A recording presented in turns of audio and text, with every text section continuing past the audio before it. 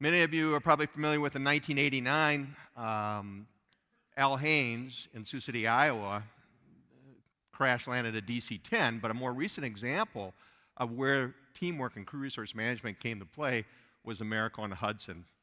An Airbus took off out of LaGuardia Airport. I fly that airplane. I fly out of LaGuardia all the time, hit birds, and they really did not have a lot of time to make a decision where to land, and they landed on the water. Everybody survived. What were people saying right after that accident? They were saying, wow, this is an amazing individual that saved all these people.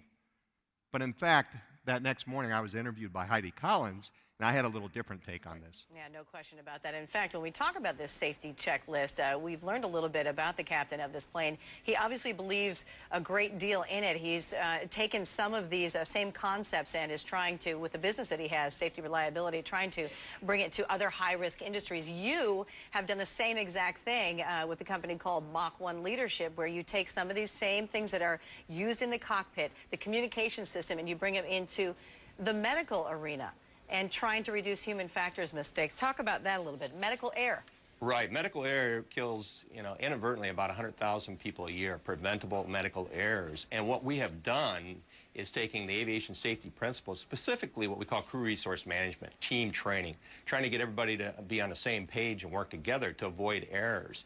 And as a result of that, we've had some great results, reducing errors in the medical community using the same kind of principles. And it gets back to that whole idea of teamwork. And that's probably, what allowed everybody to get out of that airplane yesterday is that crew resource management, that team training. And that's what we're finding in the medical industry and other high-risk industries, that the more that they can act as one team and not as a bunch of individuals, the more successful the outcomes are and the better patient care can be. Absolutely. There's actually a study in New England Journal of Medicine about it, too. We want to talk more about that, hopefully, coming up next week. Jack Barker, we sure do appreciate your time here today as an Airbus pilot and also someone who's familiar with these safety checklists in many different arenas. Thank you, Jack. My pleasure.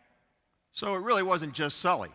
Oh, by the way, there was a co-pilot and flight attendants. There was also 2 deadheading or hitchhiking pilots are aboard that airplane that you never hear anything about that were able to help out getting everybody out of that plane.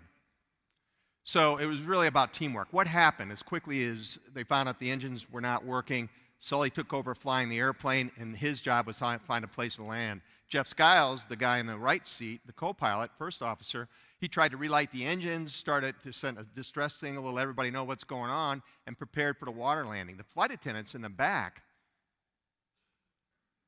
prepared the passengers, had opened the doors, and got everything ready. They evacuated that airplane in the water in 3 minutes. I don't know how many of you are going to leave out of McCarran tomorrow, but see if you can get on the airplane in 3 minutes. It ain't going to happen. It was all about teamwork. Now, how does our world in aviation translate to your world? It's not a perfect match. Some things are very similar. One, it's a complex environment. Flying airplanes and performing surgery or taking care of patients is complex. It's a hierarchical organization. Emotions, there's a lot of emotions involved when you're taking care of people, and the same thing when we're flying airplanes and when things go wrong. And it's also a high stakes. If we screw up, airplanes crash, people die. It's the same thing in the medical world. So there's a lot of similarities. And we also know that most people in aviation and in healthcare are not there to harm people. They're very good people. They have the technical skills, but what you're not taught is how to work together as a team.